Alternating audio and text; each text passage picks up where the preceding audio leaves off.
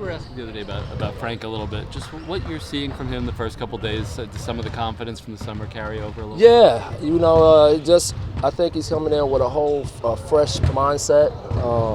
Again, his health was really the thing that was demoralizing, and he's healthy this year. He's coming off a really good summer, and he's focused and he's competing. You didn't go over to China at all? No. I went, actually the funny thing is the first person I wanted to go see this summer was Frank. So this summer I went to see Frank first in LA, and we went to have lunch and just spent a few hours together talking about, how do we handle, getting that body healthy and really getting his mindset back to being aggressive and confident. That was in the spring? Yeah. That was like 2 weeks after the season was over.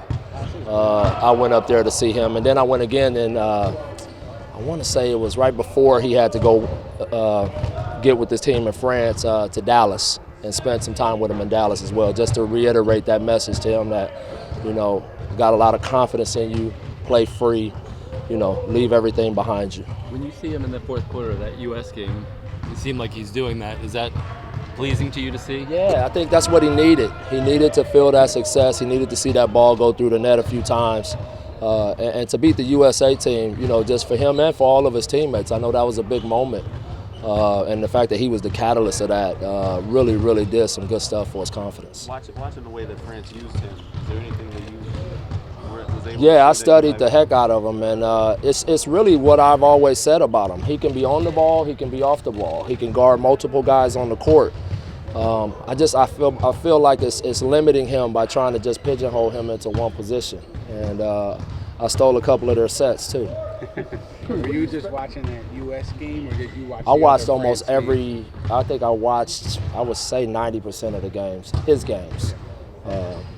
Just to, again, like I said, I'm a thief, stealing from the coaches. All of those coaches over there were running great stuff, and then I just really wanted to lock in on some different things that was successful for him in the France game. What do you expect from Allonzo this year? You have a lot of guys at the 2 and 3 position. Is he going to kind of have to compete there to play? They all going to have to.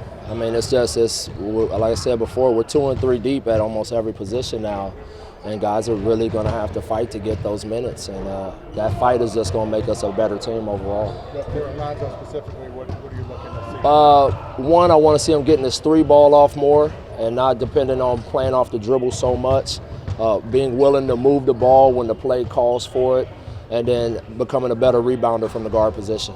Those are things that we've talked about a lot. Does the fight for minutes start with defense for the whole team? Absolutely.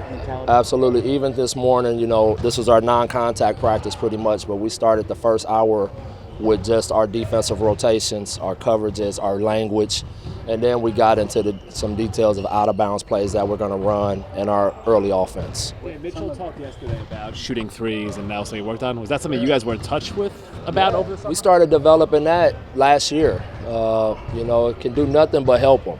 Again, I don't believe in putting a cap on guys. Mitch isn't going to be bombing 4 threes a game or anything like that, but I want him to feel confident that if he's in the right spacing and that ball finds him, that he lets it go without worry. As a guy, he never. I mean, I don't know how many points he scored outside the paint, but it wasn't much. Is it a lot to ask somebody to just suddenly incorporate that into his game? No, I don't think so. I think he's a really good free throw shooter for a big, so he's got a nice touch and a shooting stroke. The coaches have done a really good job of working with him. I think you see when he's out here shooting, the ball goes in a lot for a big 7-foot guy. But at the same time, we're not neglecting what he needs to know and do around the basket. What excites you about Randle and what he can do for this team? He arguably our most versatile player. He brings the ball up for us. He's going to play a lot of point forward, especially when he rebounds it. He can post you. He can play off the elbow. I think he's an underrated passer. I'm going back through his film now, and he does a lot of stuff to help his teammates, and he makes good plays.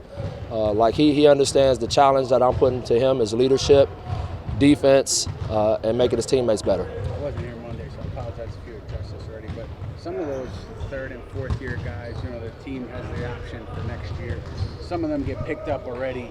I guess some don't. But with Frank, the management said they're going to wait maybe to the deadline.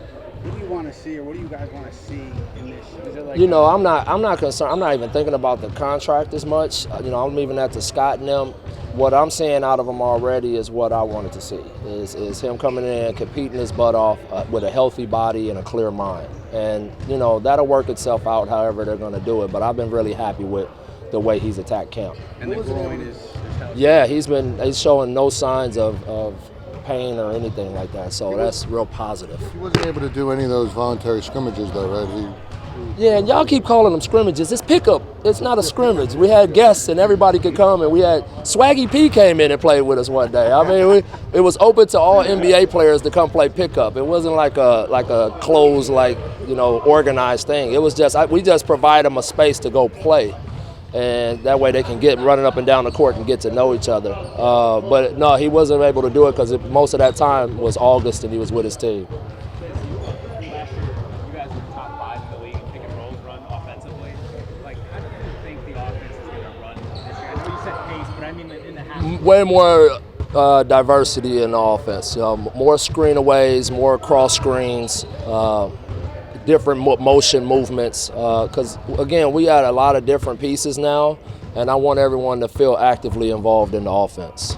Are you willing to, do you see Julius getting more ISOs because he did that in New Orleans a bit? I'm gonna do a lot of different stuff with Julius. I'm gonna have him handling pick and roll.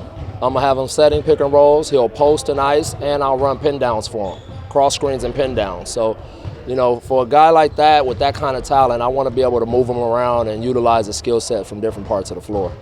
I know we're asking offensively with Frank, but were you surprised even what he did to Kemba in that game? Well, the defensive end, I don't think anybody ever doubted that. That's what he does. He's a heck of a defender, and which was good for me from the standpoint of, they had Rudy on that team. Well, we got Mitchell, the 2 top shot blockers in our league, basically, and so it allowed me to also see some other ways that we could turn Frank loose defensively on guys and utilize his length and skill set that way. How does Swaggy P look? It's good. He can still play. Swaggy P. All right, last one, guys. With Julius and Kevin, you got a couple Kentucky guys. RJ's from Duke. How much kind of winning DNA do these guys bring from? Oh, it's huge. I think having that experience, and being coached by such great coaches, can only help you. And that's part of, when we try to identify a lot of these guys is we want winners. We want guys that's been coached hard. Guys that understand how to compete under duress. And, all of those guys have gone through that, and, lucky for them and to their credit, they had those coaches that they had.